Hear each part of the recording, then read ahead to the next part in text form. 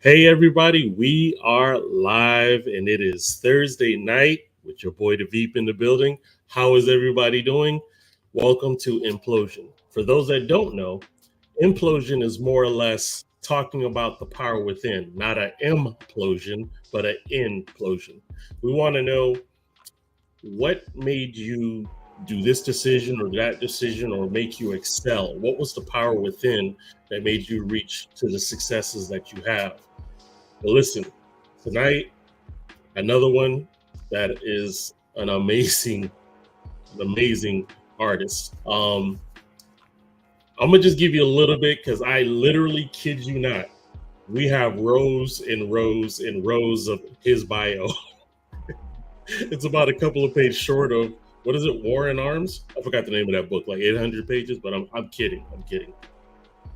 In short, my guy, let's see here. He's been with Hank Williams Jr. from 05 to 2019. Leonard Skinner, Driving and Crying, even did some music with Steven Tyler, which you guys will see. Matchbox 20, Soul Asylum, Iggy Pop. I mean, we're dealing with what you call a seasoned artist, one that used his talents, and as he told us, he's never said no when it came to performing and so on. But I would rather him express some of these amazing things that he's done, because he'll give us even better insight. So, ladies and gentlemen, I'm introducing to you Mr. Joey Huffman. Hey, how you doing, Veep? I'm doing good, Joey. How are you? I'm fine. I'm a little rattled. Traffic was bad, but I made it.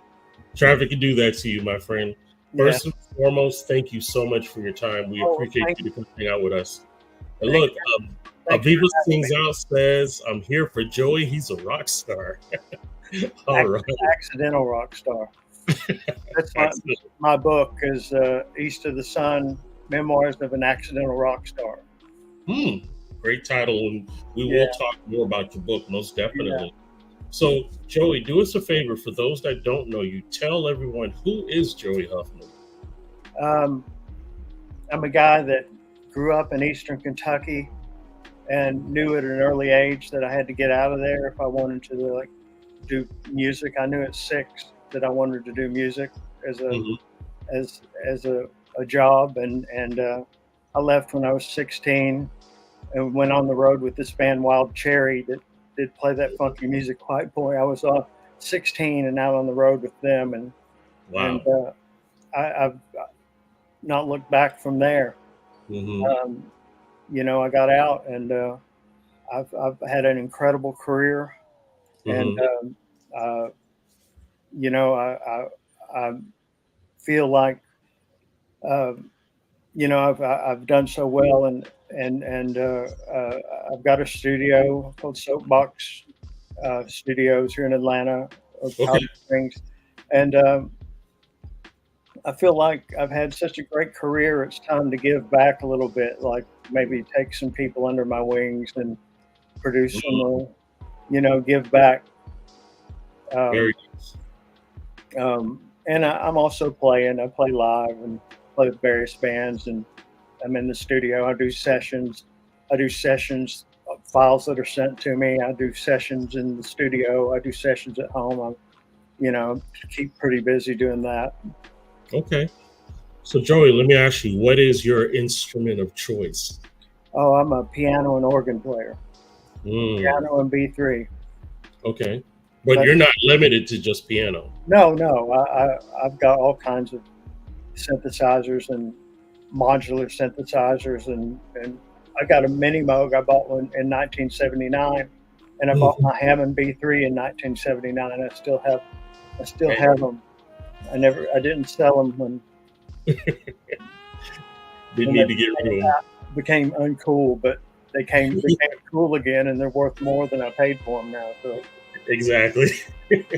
Exactly. So it's so refreshing to me to see artists that really care about the community, where you just said yourself you wanted to give back to the community.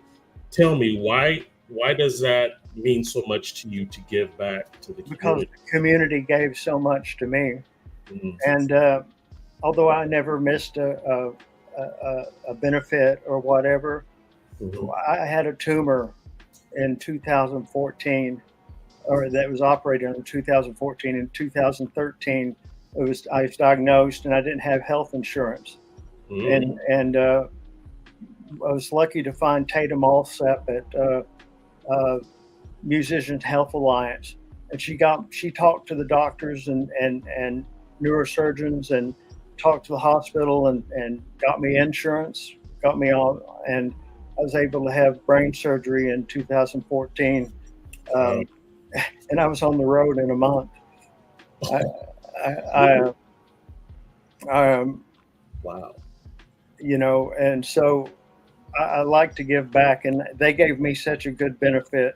Mm. Um, that was arranged by my friend Valerie King, who's a writer, and Mhm. my daughter, and we made a lot of money.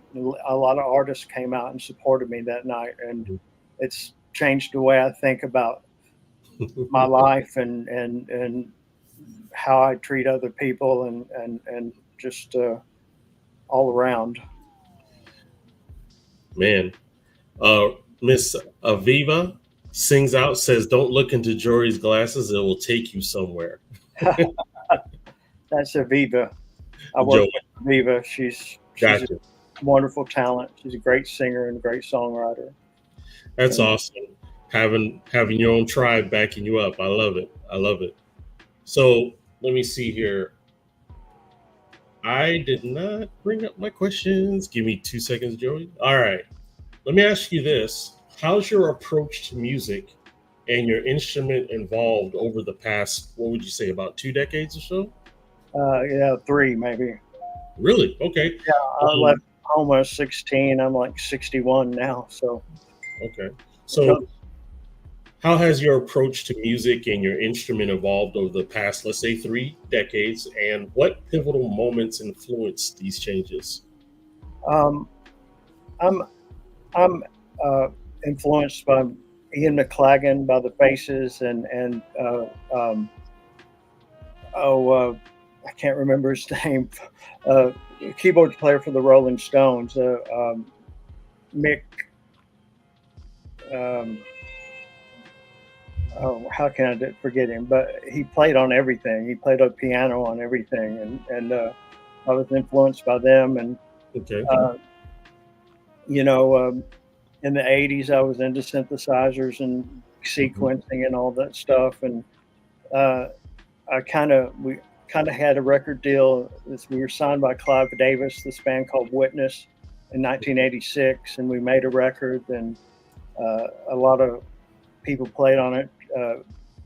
Neil Sean and from Journey and Brad Mm. Gillis from Night Ranger, and we didn't have a guitar player, so they all played on it. And Clive promised us we were going to be stars, and then the thing comes out and it stiffs, and I'm going, well, that's it.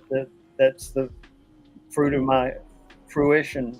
Uh, uh, what I do now, and I just picked myself back up and started playing with bands. And it's Mm. funny that the bands I started playing with I was only playing piano and organ, and Mhm. it just happened to seem to grow that way. Every gig I went to, I was playing piano and organ, and I really didn't change my style. The style changed around me. Uh, Even Mm. with Hank, I was playing honky tonk. Uh, you know, Nicky Hopkins, as the guy say. I was playing Nicky Hopkins lips, licks with Hank. I just change it up a little bit, and it's me. So the artist changed around me, and I didn't. I've learned things by watching other artists, and hearing other artists. I've never stopped learning, and I'm a better person, and I can learn. I can learn from anybody, from the beginner to Chuck Leavell. I Mhm. you know, I just soak it in, and Mhm. grateful that I can do that. And um, just throughout the 30 years, I've picked up this and that, and absorbed it into my playing ability or my playing style, and so it's only gotten deeper.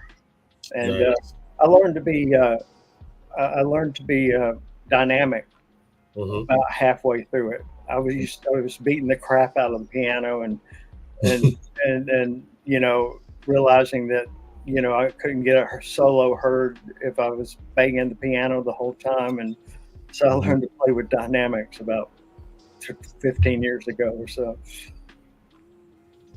Okay.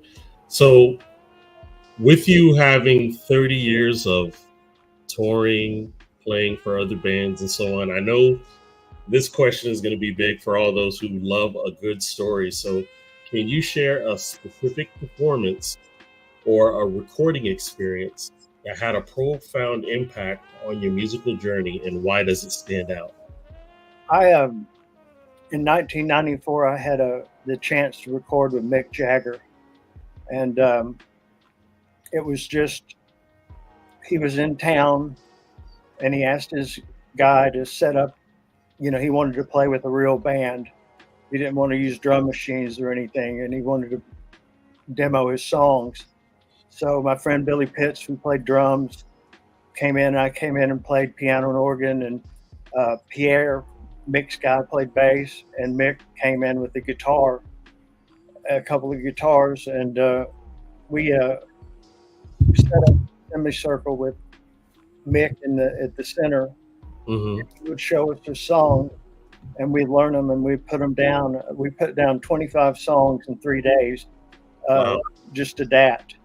Uh, but we it was Mick Jagger, one of my favorite bands, and it was hard to like keep my thoughts together. But uh, uh, something happened that moved me. That all the hits that Mick Jagger had, Hmm. and he's writing these, and there was something in his eyes when he's playing us these songs that he needed for us to like them. He was wanted us to like them. He's written so many hits, and he still has that crack in his armor, or that that that needed to be validated. Mm. And even as big as he is, and Right. that moved me, and that helped me with my own songwriting too, is Wow. not to be as critical on myself. Mm. And but that was one of a pivotal point in my career. That Okay, I'm sorry. Finish your point. uh, that playing with Mick. I also worked with Keith as a keyboard tech for Ivan Neville, and Mhm. watching him every night made me play a lot different. He was the one who I got uh, the idea of when not to play, and dynamics. And I did two different tours where I were a backline tech for him, and he's a really talented guy, and I'm glad I got to do it. Amazing. How is having the opportunity to play with Mick Jagger? I mean, that's probably huge on your checklist, would you say? Yeah, I mean, the Stones were one of my favorite bands, and the Faces, and Hmm. you know, to meet Mick, I've been working in the Keith camp, so I've heard horror stories, and I don't know what to expect. And I'm a big fan. And he comes in, and he was an English gentleman, and he was really nice, and really soft spoken, and conveyed his ideas really great. And I had those moments where I'd look over there and go, "That's Mick Jagger." Wow. So you had a moment to stargaze for a little bit. Yeah, yeah, and I say, "Well, stop that and concentrate on what you're doing." But I love it. So listen, we got a question from SoulRes Music. He asked, "At what moment did it finally click in your mind that yes, I'm in the music industry?" I don't think that ever clicked, really. That's Really? why I say accidental rock star, because I was there and I wanted to be there, but Mm-hmm. things just kept happening. And, playing at the concert for the Rock and Roll Hall of Fame with Lou Reed and Iggy Pop, that was the cool. We were playing in front of 80,000 people at Brown Stadium in Cleveland, and then it was going out live on HBO too. So that was kind of a click, of wow, I'm backing up these guys, and all these famous people are here, and I'm one of them. That's amazing. Wow, that's amazing. He has a rabbit in his hat. Aviva said, "Awesome." So let me ask you. Well, I want to show one of the videos that you suggested that I play, and the first one is going to be the Soul Asylum live Runaway Train. That's live on French TV from On French 1990. TV. Yeah. Okay, so we'll go ahead and play this, and we will be right back after this.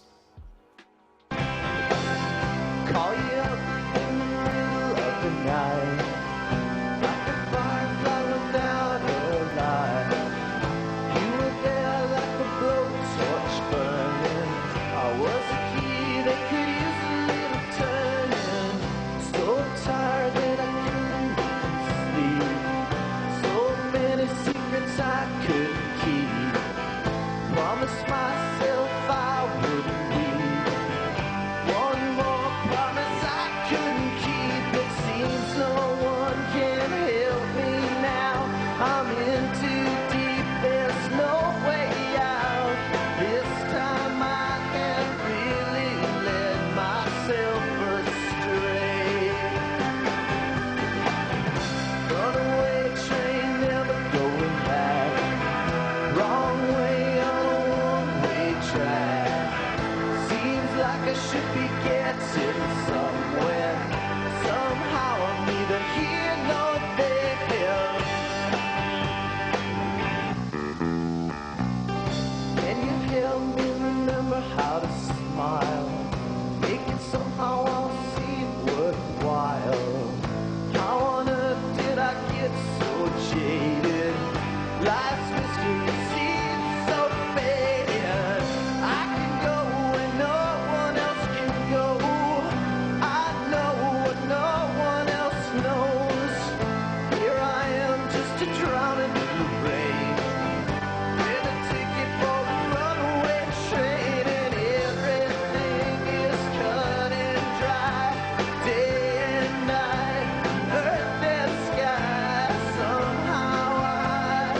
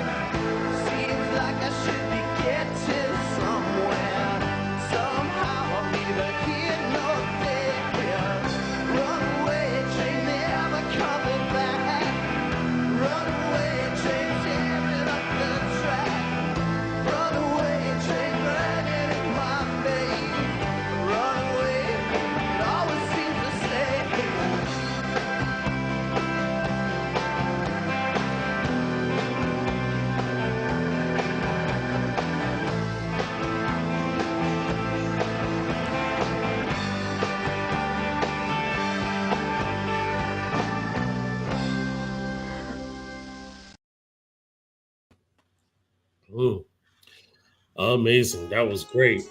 So, Joey, do me a favor. Could you give us a breakdown of who Soul Asylum was and give a shout out? Uh, I think. Dave Perner is the songwriter, main songwriter and singer.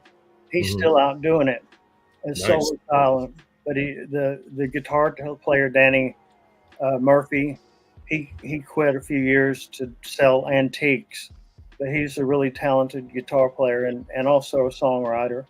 Hmm. And Carl Mueller, the bass player, he died um, unfortunately about 10 years ago of throat cancer.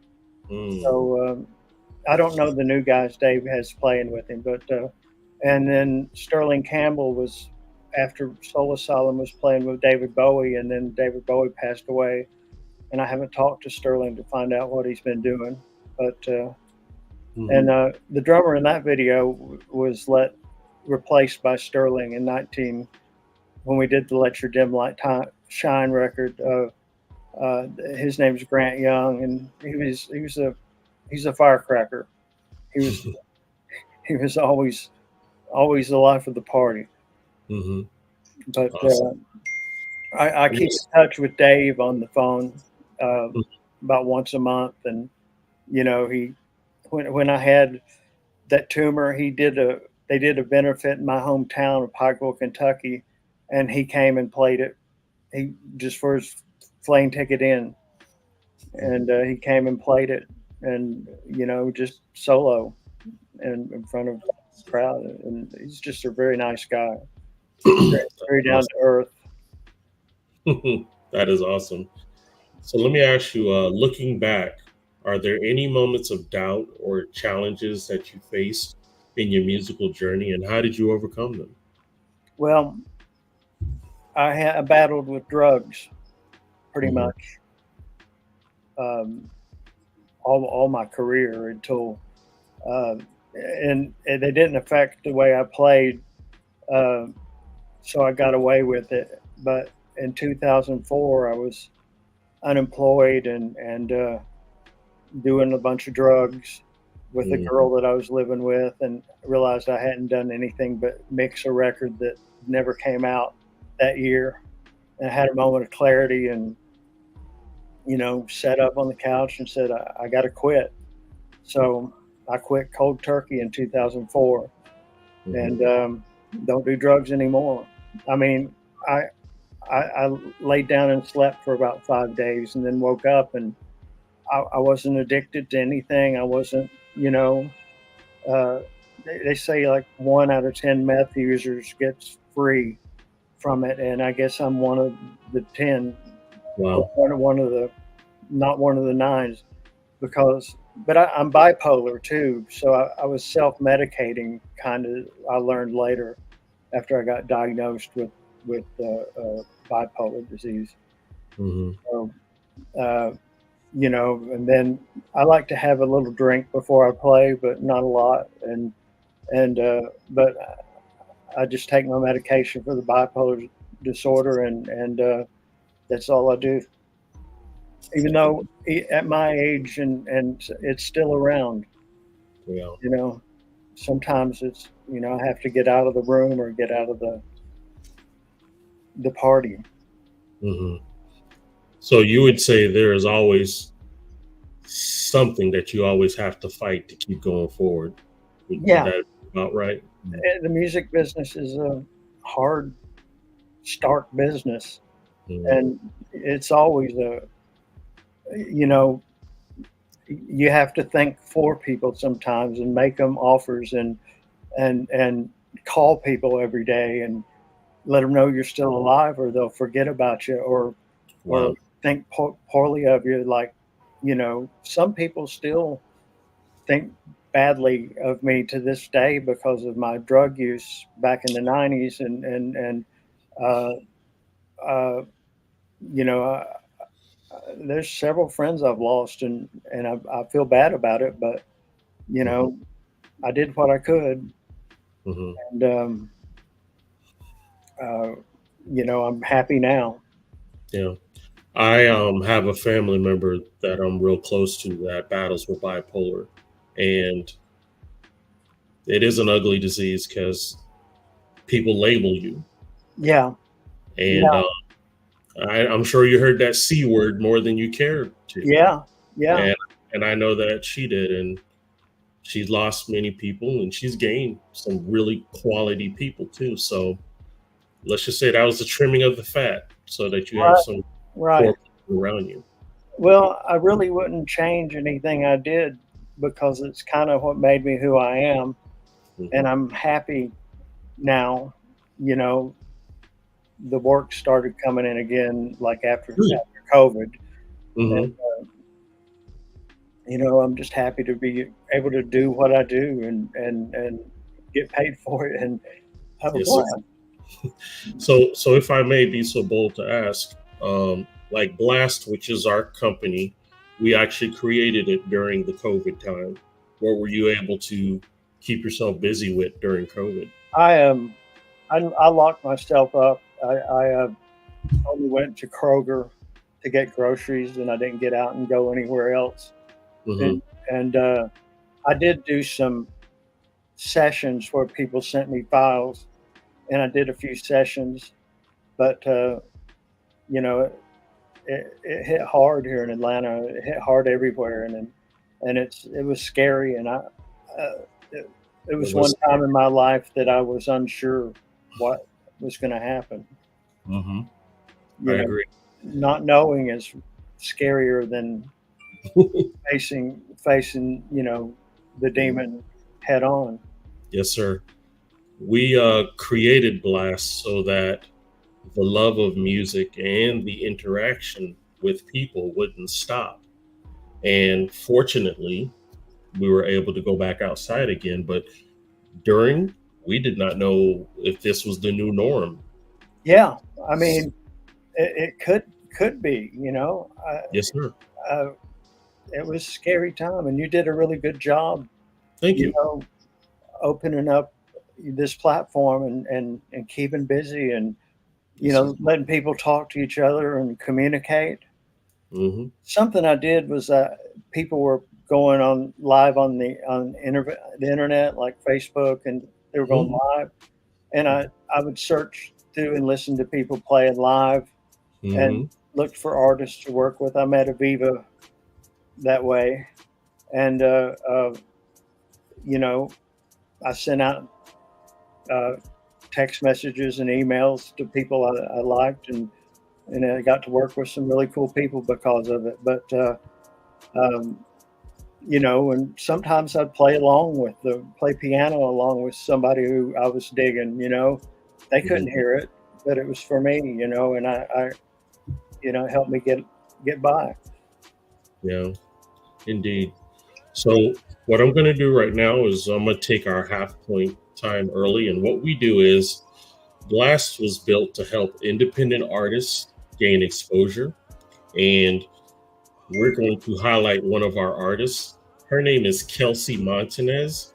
And I think you'll like this song, Joey. This is one of Blast's favorite. The name of this song is called Let Me Love You. And this is by Kelsey Montanez. Okay. Go ahead.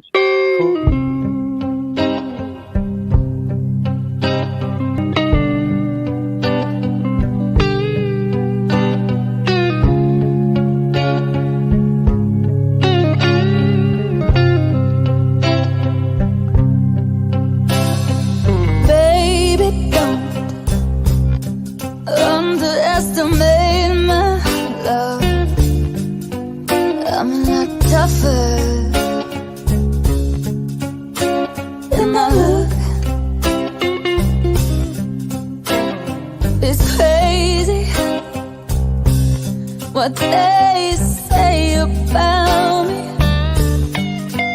They say I'm strange and wild, but I let you read me like an open book. But only you, I might be tender, I might be soft, I might surprise you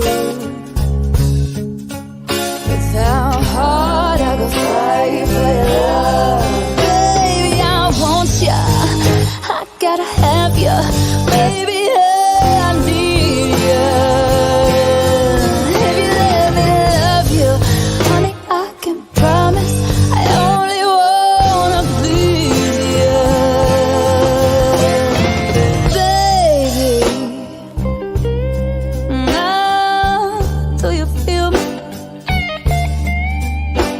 Could I get any more real? Could I bear how I feel any more than this? If you want it, it won't be easy, but I promise, if you're honest, you're never gonna go a day without my love. Baby, if you want it, you gotta have it. Baby, if you need it, if I let you love me, you gotta promise you'll only love and squeeze me. Baby, let me love you like you're mine. Hey, you're never gonna have to guess how I feel. Yes, honey, I'll always keep it real. Gonna tell you how I love you every day. Always gonna chase all the blues away. Baby, in my red lip and my work shirt. Come on, give me a kiss, I don't gotta hurt. Never gonna lie, never gonna put you down. You know I'm never gonna run around. Baby, let me love you like you're mine. Let me love you. Yeah, baby, let me love you like you're mine. Hey, yeah,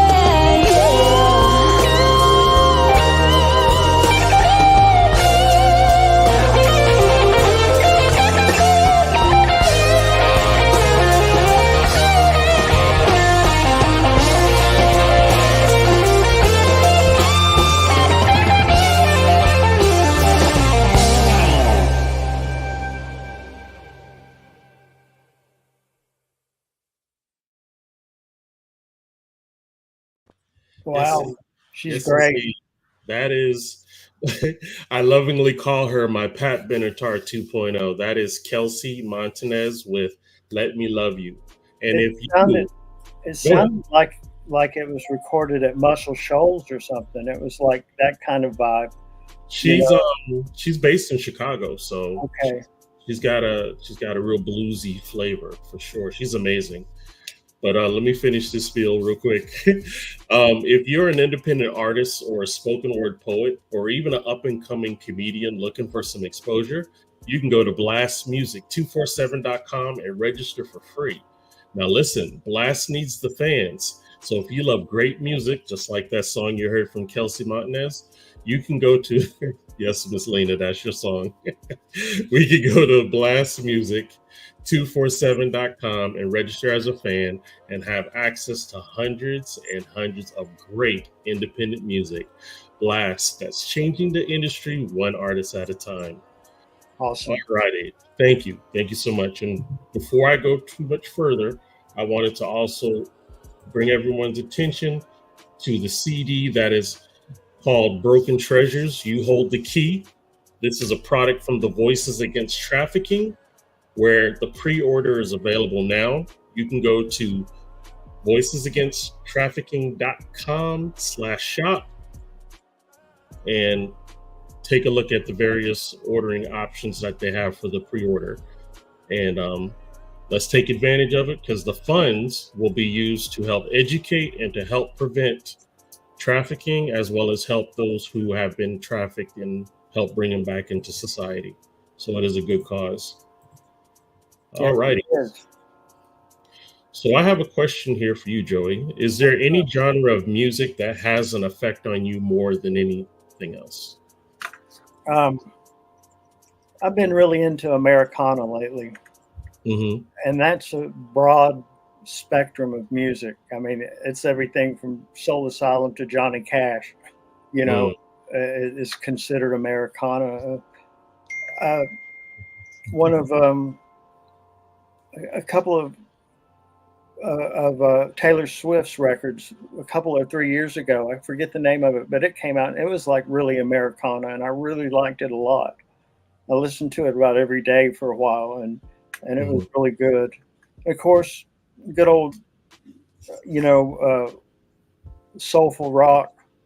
You know, I love that. I love to be able to play the bluesy licks on pop tunes, and get away with it. But See, I could see so many people wanting to talk to you, Joey, because you just have such an amazing uh, openness to the range of all type of genres, and that's what's needed now. I felt back in the days a lot of music got put in a box, Yeah, but now we have everyone is dipping and dabbing in different genres and making great compilation albums. yeah, So there's great music coming out, and yes, sir. at a time when artists really don't get paid for their work like they used to, Hmm. and they're doing it just for the love of music. I mean, they want to get paid, but Right. the love of music keeps them going forward. You know, Yes, sir. Spotify said it wasn't going to, unless you got 1,000 plays, it wasn't going to pay you any royalties. That's I mean, crazy. that's just wrong. Spotify and Live Nation, they're all like they need to be broken up. Like Live Nation owns record company, it owns venues, it owns merchandise company, it owns management company.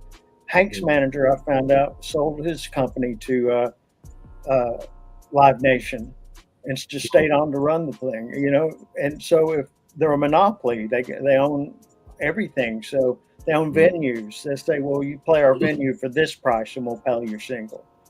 They use it to wedge against you and beat you down with it. That's crazy. Something needs to happen, like it did with the AT&T. When they broke it up into smaller companies. The same thing needs to happen with Live Nation. I think that's just my opinion, but Hmm. Hey, I don't argue on that part. So, as a seasoned musician, do you find it challenging to balance personal life with the demands of a music career?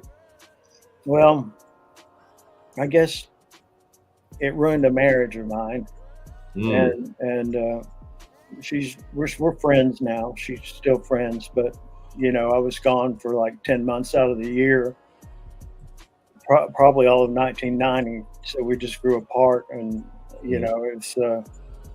I should have brought her out more on the road, but mm, I didn't. I made mistakes, but I tend to find myself in long distance relationships, mhm. and the ones that work are good, and you can see each other regularly, and you talk on the phone, and um, I, I I have a girlfriend online right now, and she's coming to see me on the 18th, and that'll be that'll be nice No to doubt. hang out, and you know No doubt. So, we have a question here from the artist known as Lena J. The question for Joey: uh, what would your dream jam session look like? And top three bands you would love to rock out with, sir. my dream session Dream um, jam session. Yeah. have to be like um, on drums, probably Charlie Drayton or Steve Jordan, and on guitar Keith Richards, and Mm, um, um, I love Cheap Trick. Maybe if some of those guys would like to play, and I love the old New York Dolls and stuff like that, and Brian Todd Rundgren produced that record, and so I don't know, I'll be all over the place on that. It's hard to like just pick one at each hmm. position. It depends on what we're doing. But Understood. I love Keith Richards playing. And Stones are probably my number one favorite band, and Hmm. I like Steve Earle. Um, he's he's consistent with the music he's been putting out, and it's Americana. It's it's uh, it's one of my top three, and again, it's hard to pick top three, but um, I did some records with Soul Asylum that I think are really good. That you know, I really enjoyed my time with Soul Asylum, and um, you know, I don't know if it's fair to say someone you worked with or not, but yeah, and the Faces that Rod Stewart and Ron Wood were in, and Ian McLagan has played keyboards. Kenny Jones, who went on to play with the Who, played drums. Ron Wood ended up going to the Stones. Rod Stewart had his career, a stellar career, and they were. I learned a lot from them. Awesome sauce. What was that question you had, D-Ray? Thank you. Blast Radio 247 is asking the question: do you prefer studio work or to play live?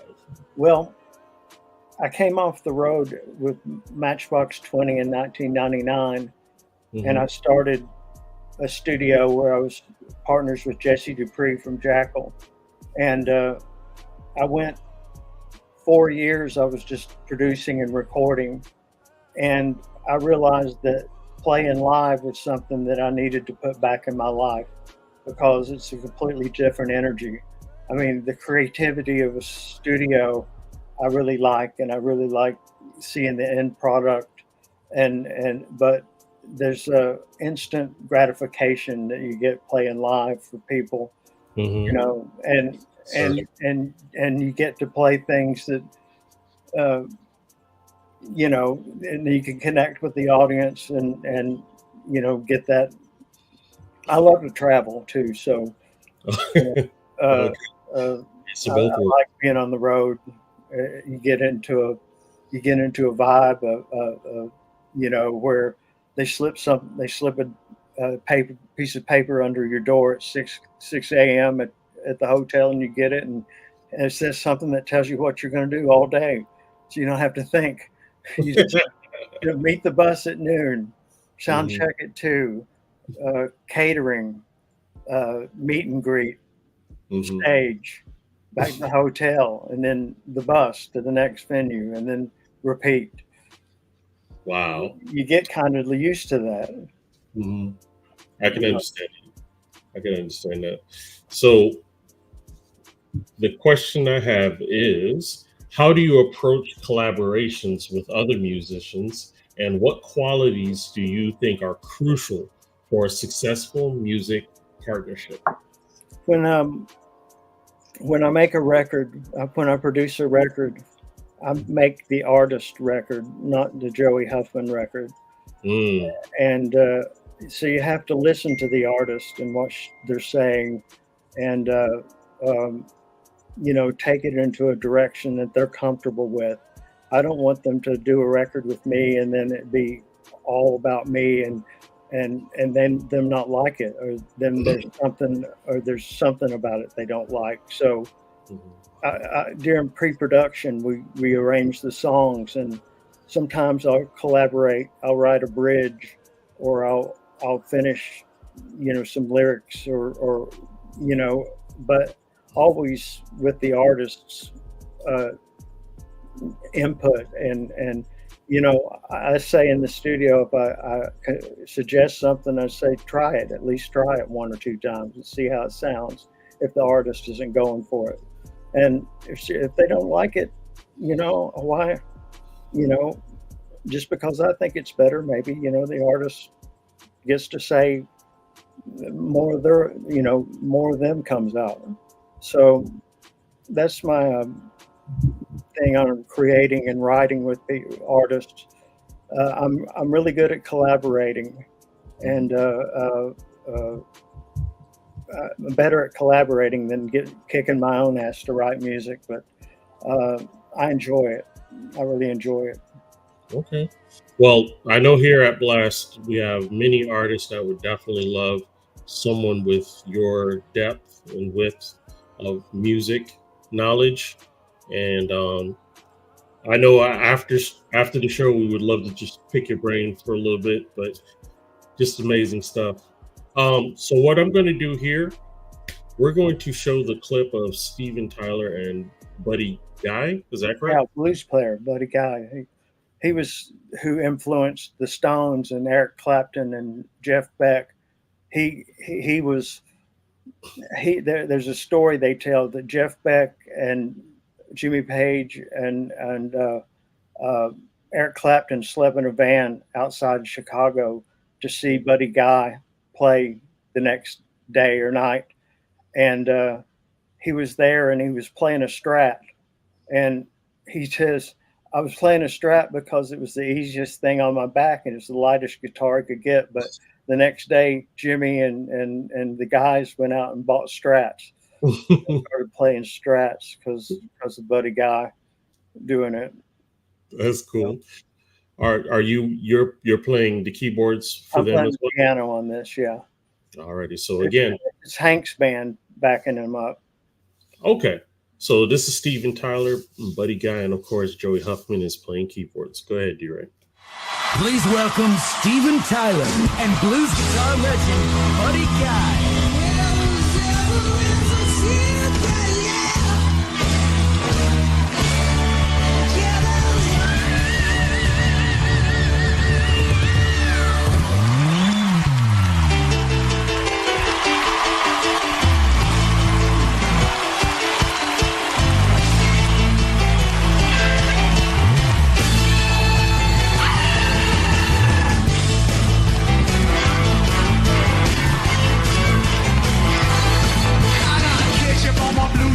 Just behind my hand, Lord, it's hard to be a bachelor man. I got girls that can cook, girls that can clean, I got girls that can do everything in between. I gotta get ready, make everything right. There's all my rowdy friends are coming over tonight.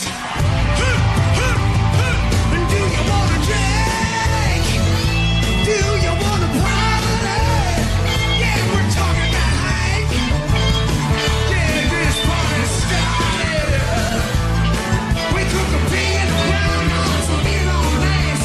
All my friends are coming over tonight.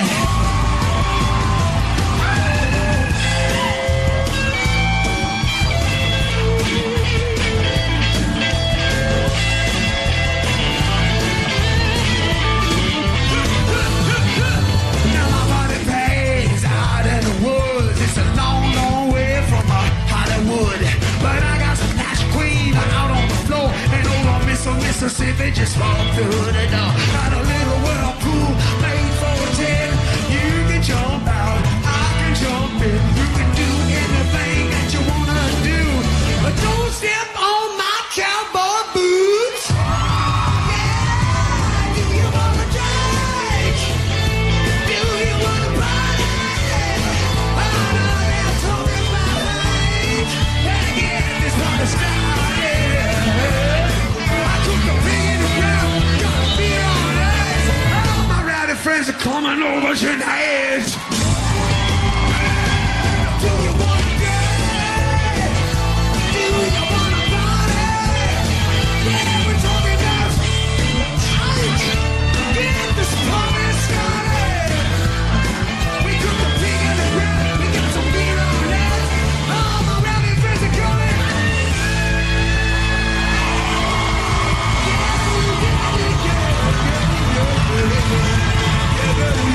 That's right.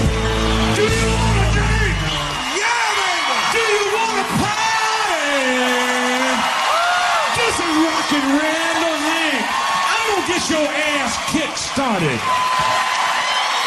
Cause he got a beer in the ground, he got some beer on the ice. All his rowdy friends are coming.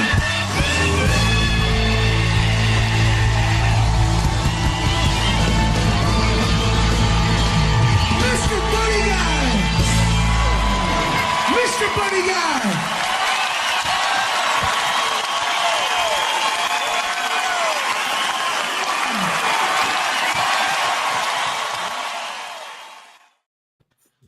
I Man, just think that's a lot of fun.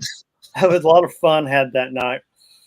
ooh, he was screaming Steven. Oh, that seemed awesome. Did you get to work with him? Yeah, I got to talk to him. That's the only time I've worked with him. But and talk to Buddy Guy, that was interesting. And he actually came to our studio and did a 3D image that we do at the studio. We have like a green room that's all round. It's like a ball green, and it has 40 cameras in it. And you get the artist in there, and whether it's just Buddy Guy who had a guitar and he was sitting, he was talking, and we recorded him for an hour. And then if you put the goggles on, you can see it in 3D. You can walk behind him, you can walk around him, you can look over the neck of his guitar and see what he's playing. You can do all this stuff, and it's cutting edge stuff. We're working on something that would like display it like a hologram in a glass box or something. So that's what we've been doing at the studio besides music, is working out that 3D imaging. Okay. Well, I'm sorry. Go ahead. Finish your point. No. So he just came. He was one of the first people to come and do that. So, Lena, go ahead. I'll read that, D-Ray. She said, love it, dope, ooh, to half of Steven Tyler's energy. Dude looks like a lady. Hashtag, dude looks like a lady. Hashtag, crying. Hashtag, don't want to miss a thing. Yeah, I'm a real fan. I'm a real fan of Steven. Oh, I agree. Eversmith from the 70s, from Rocks is one of my favorite records. And then the new stuff they're doing is really good, really well done. Good stuff. Listen, Joey, we would need another hour to even just understand some of the stuff that you've done. However, I want to definitely give you the opportunity to talk about your book, my friend. Yeah. The East of the Sun, Memoirs of an Accidental Rock Star. Yeah. I guess I started writing it as chapters on I would release to Facebook about 5 years ago. Mm-hmm. And it was just telling stories, just that I remembered, pretty much funny, not a lot of too serious, but kind of. I would post them on Facebook, and I'd get a lot of likes and a lot of comments, and nice. And then this guy who ran a magazine called Stomp and Stammer in Atlanta, Jeff Clark, he mentioned it in one of his posts. He says, never mind everything else on Facebook, check out the stuff Joey Huffman's writing. And when my publisher saw that, she gave me a call, and I signed a book deal about 2 weeks later, and I had to finish. I only had about a third to a half of it done, and I had to finish the rest of it, quicker than I was used to writing, but it all came out all right. So now I can say I'm an author. Who knew? I quit school when I was 16, and now I've got a book out. So it tells stories of there's a lot of drug related, drinking related, band fun, and some stories from my childhood, and some just it jumps around.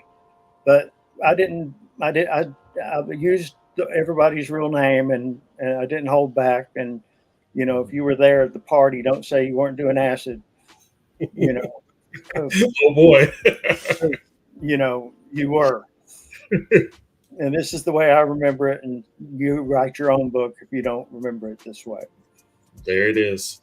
Real quick, I want to thank everyone in the audience for showing up tonight. If you are not subscribed to the Blast Network, please take the moment, subscribe to us. We're going to be having many awesome guests like Joey. And one thing I want to tell you, Joey, everyone is a guest once. But after that, you're a part of the family, my friends. We thank you so much. I love being part of it. Please stick around, because we would love to talk to you about some things afterwards. Oh, absolutely. Let people know how they can find you, Joey. Well, I'm on Facebook. I have a page that's joey.huffman.keyboards, and I have a profile that's just joey.huffman. Profile, Joey.Huffman profile. And you can always hit me up on Facebook, and I talk to everybody, and I kind of am accessible. I try to make myself accessible anyway to people.